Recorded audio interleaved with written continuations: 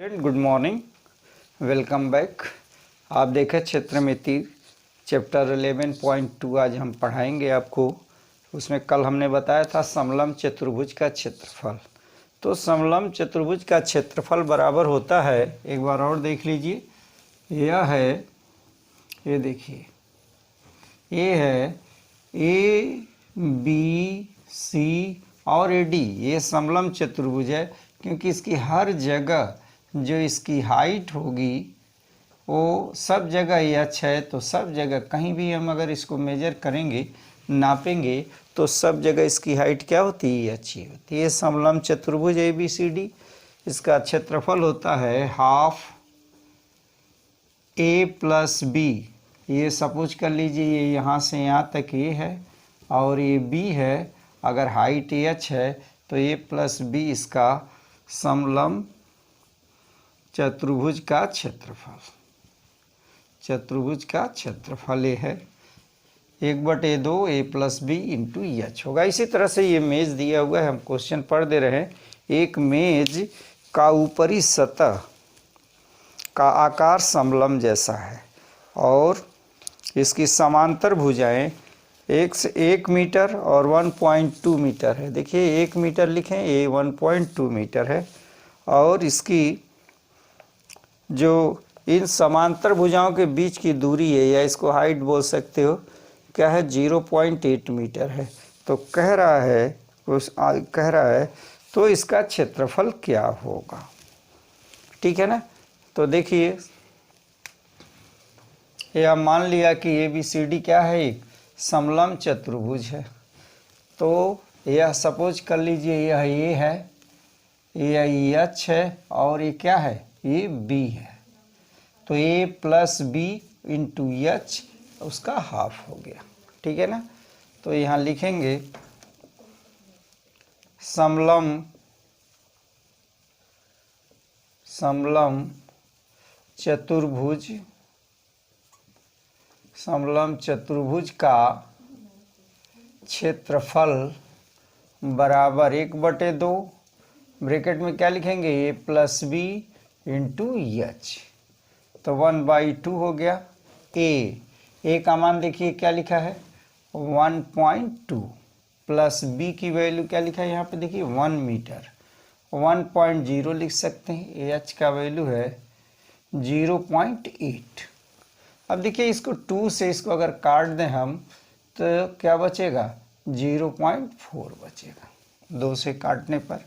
और ये कितना होगा? ये देखिए 2 हो गया। ये 2 और 0 जोड़ेंगे तो हो गया 2 और ये हुआ 2.2 इंटू हो गया, यह हो गया 0.4।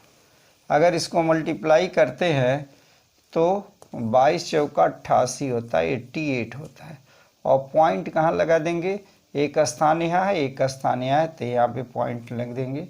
ये होगा इसका मेज का क्षेत्रफल होगा, अभिष्ट क्षेत्रफल।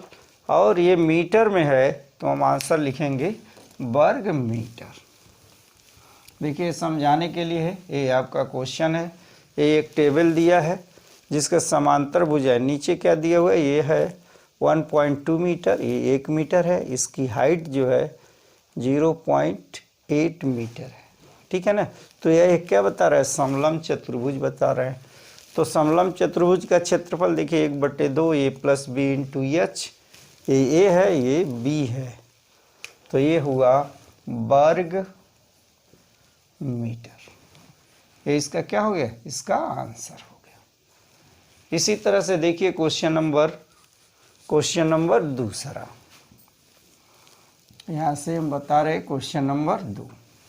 क्वेश्चन नंबर 2 कह रहा है एक समलम चतुर्भुज का क्षेत्रफल, जो दिया है आप लिख लें। क्या दिया रहा है? दिया है समलम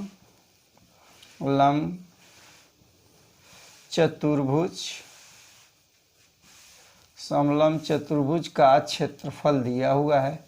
क्षेत्रफल बराबर दे रहा है 34 cm² दे रहा है। ठीक है ना। इसकी ऊंचाई दिया है ऊंचाई h बराबर 4 सेंटीमीटर दिया, 4 cm दिया हुआ है। समांतर भुजाओं में से एक भुजा मान लिया कि माना कि A बराबर दिया है 10 cm दिया हुआ है, A का मान 10 cm दिया हुआ है। तो समांतर भुजा की दूसरी लंबाई क्या होगी, या दूसरी समांतर भुजा की लंबाई क्या होगी। तो यहाँ लिख लेंगे माना कि दूसरी समांतर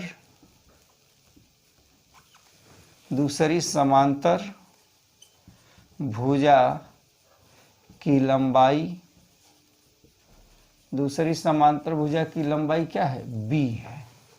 ठीक है, तो इसका क्षेत्रफल कैसे हम लिखते हैं, देखिए यहाँ लिखा है समलंब चतुर्भुज का क्षेत्रफल। अब आ जाइए यहाँ पे क्वेश्चन नंबर 1 नहीं, ये देखिए, अब हम इसको इसी में रख देंगे।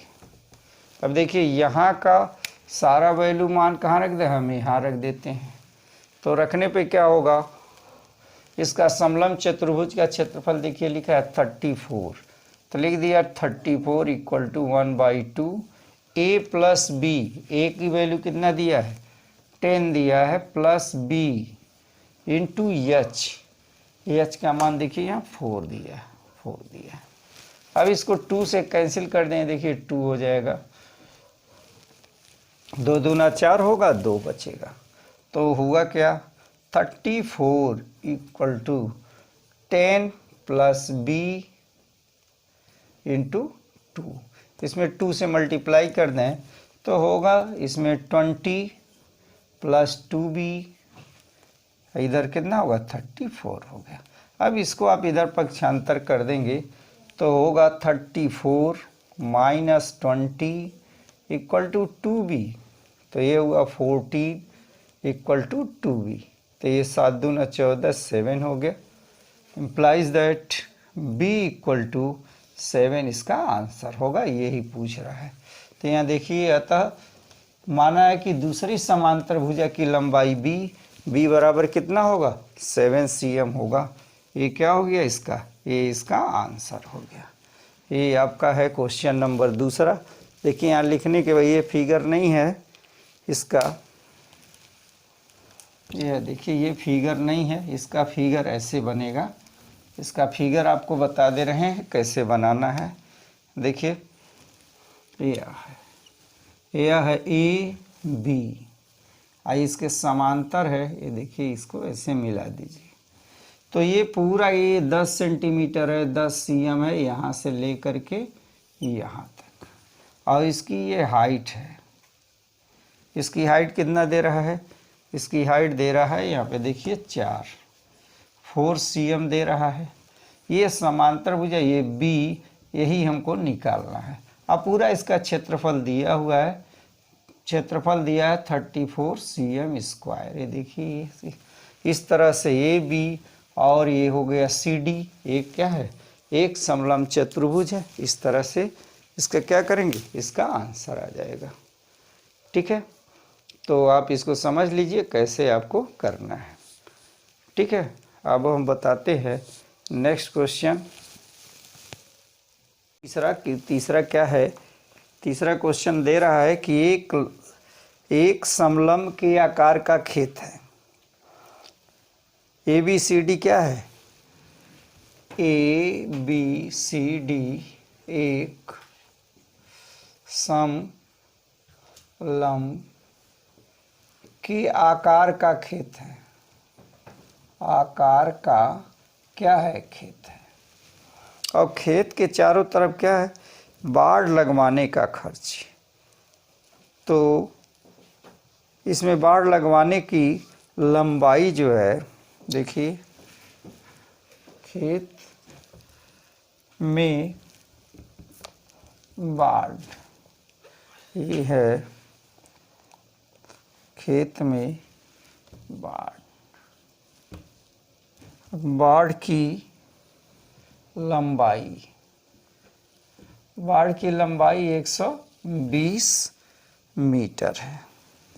और क्या दे रहा है, BC बराबर 48 metre, CD equal to 17 metre दिया हुआ है, 17 मीटर, और AD इक्वल टू 40 मीटर दिया हुआ है, 40 मीटर, ये हम बना लीजिए मीटर दिया हुआ है। कह रहा है इस खेत का क्षेत्रफल ज्ञात कीजिए और AB समांतर भुजाओं, अब दिया कंडीशन एक और दे रहा है, AB समांतर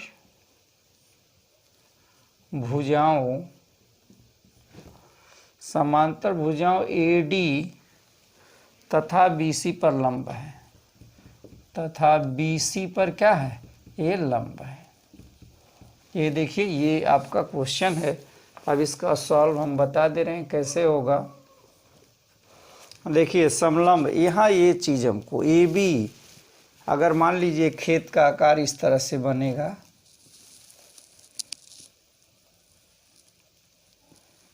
और इसका देखिए यह एक समलंब चतुर्भुज होगा। AB, ये हुआ C और ये हुआ D।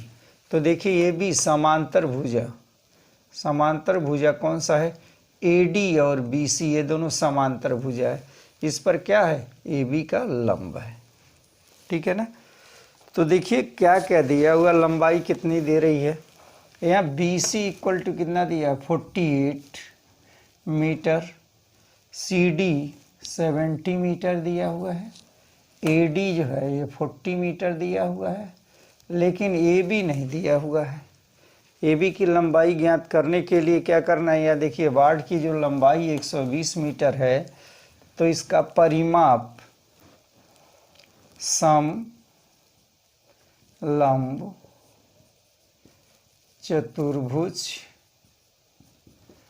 का परिमाप बराबर क्या होगा, देखिए AB plus BC plus CD plus DA equal to कितना, 120 मीटर दिया हुआ है। AB की वैल्यू पता नहीं है हमको। BC इक्वल टू यहाँ देखिए 48 प्लस 17 प्लस ये है 40, ठीक है ना, हम प्लस AB निकाल दे रहे हैं, इक्वल टू कितना होगा, और 120 हो गया, ठीक है। तो AB प्लस ये देखिए 8 और ये 7, 8 7 होता है 15, ये 0 हो गया 15, हासिल 1 हो गया। उसके बाद से ये देखिए 4 5 9 9 1 10 हुआ, 105 हो गया, बराबर 120। तो AB बराबर कितना होगा, 120 माइनस 105 इक्वल टू 15 मीटर हो गया। देखिए इसकी वैल्यू निकल गई, ये हुआ 15 मीटर हो गया। अब इसमें हमको निकालना है, समलंब के आकार का है, इसमें समलंब के इस खेत का क्षेत्रफल ज्ञात कीजिए। तो क्या लिखेंगे, अतः अभीष्ट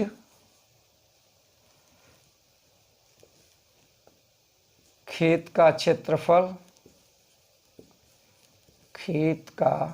क्षेत्रफल देख रहे हैं किस आकार का है, ये समलंब चतुर्भुज के आकार का है।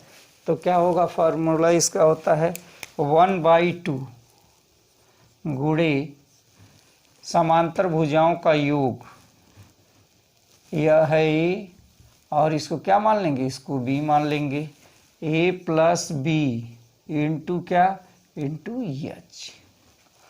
तो A प्लस B 1/2, ये देखिए 40 और 48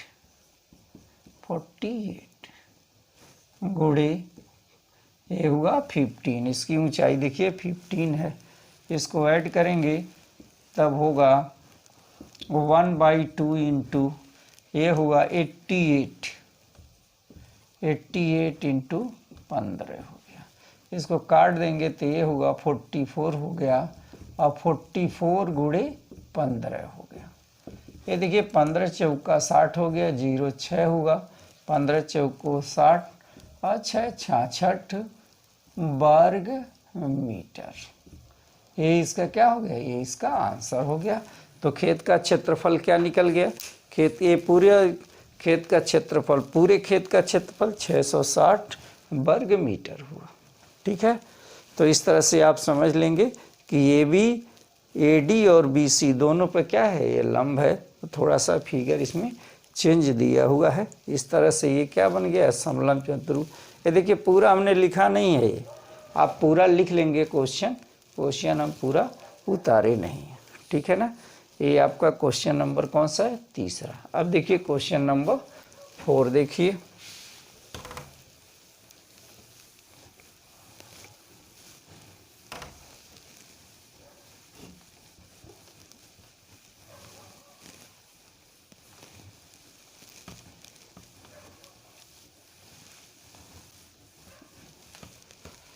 ये देखिए क्वेश्चन नंबर 4 में क्या कर रहा है, फिगर दिया हुआ है। इसी के फिगर के आधार पे हमको क्या बताना है, हमको इसका आंसर देना हुआ है। तो लिखा है ये चतुर्भुज के आकार के खेत का विकर्ण दिया है 24 मीटर और शेष सम्मुख भुजाओं पे लंब दिया हुआ है 8 और 13 सेंटीमीटर। खेत का क्षेत्रफल निकालिए। यह देखिए फिगर ऐसे बना है।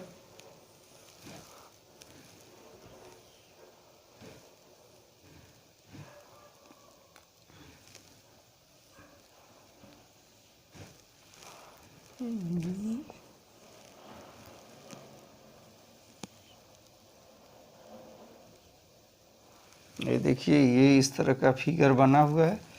इस पे ये लंब है, ये है 13 मीटर।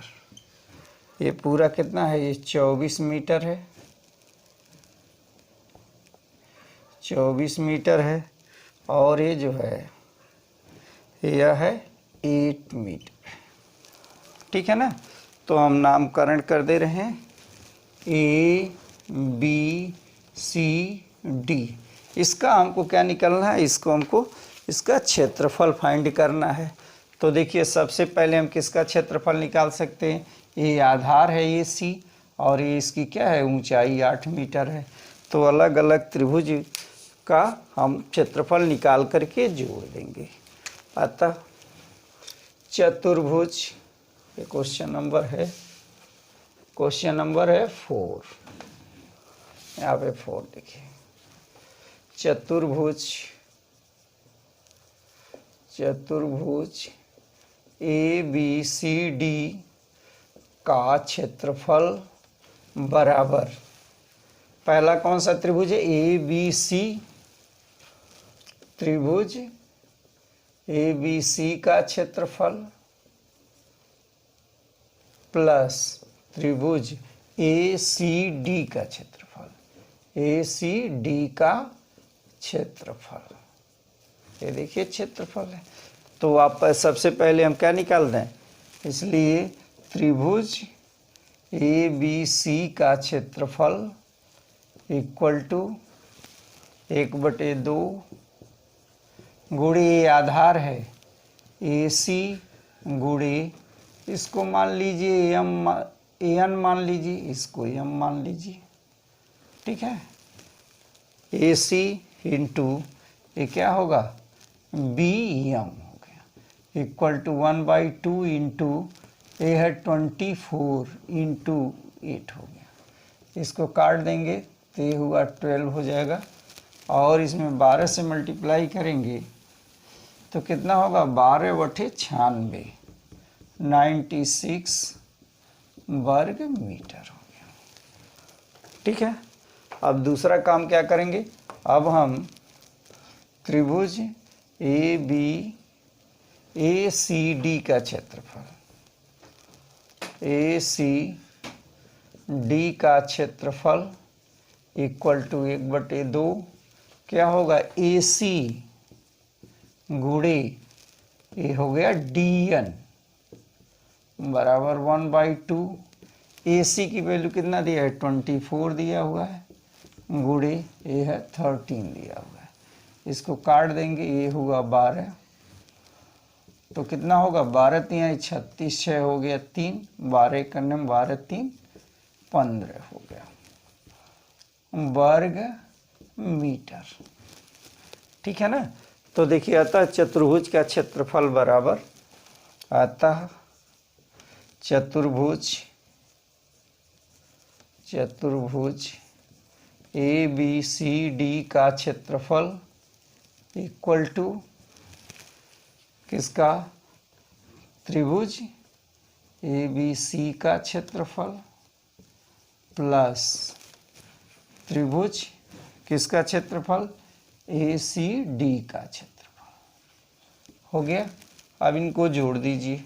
ये क्या है, ये 96 है, तो यहाँ पे लिख दिया 96,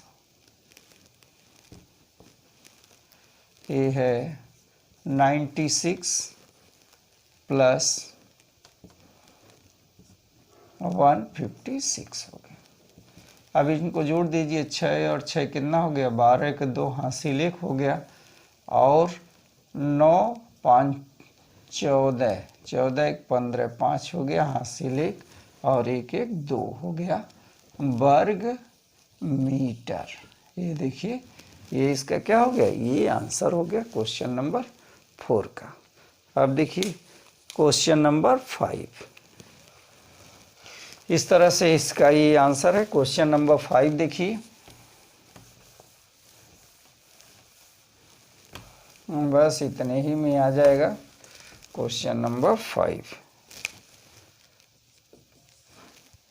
क्वेश्चन नंबर 5, तो क्वेश्चन नंबर 5 में कह रहा है, देखिए कह रहा है कि सम चतुर्भुज के विकर्ण, यहाँ देखिए सम चतुर्भुज के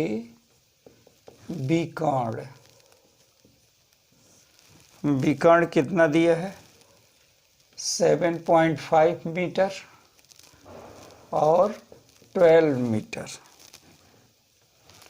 मीटर दिया हुआ है। इसका क्षेत्रफल ज्ञात कीजिए। क्या ज्ञात करना है, इसका क्षेत्रफल फाइंड करना है, कितना होगा। सॉल्व देखिए, सम चतुर्भुज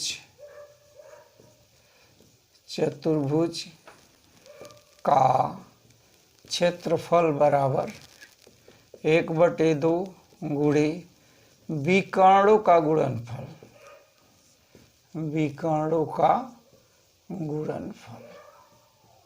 अब देखिए विकर्णों का गुणनफल क्या होगा, 1/2 गुणे विकर्ण दिया है 7.5 इंटू 12 हो गया। इसको काट देंगे, ये 6 होगा, और 6 5 30, 0 हो गया 3 हो गया, और 7 6 के 42 3 45.0, यानी 45 क्या होगा वर्ग मीटर, इसका आंसर हो गया। ठीक है ना, 45 वर्ग मीटर। ये क्वेश्चन नंबर 5 का हो गया। ठीक है स्टूडेंट, तो आप इतना करें, और 6 7 अब 3 क्वेश्चन और ये 4 क्वेश्चन और बताना है। इसको हम 4 या 5 क्वेश्चन बताना है।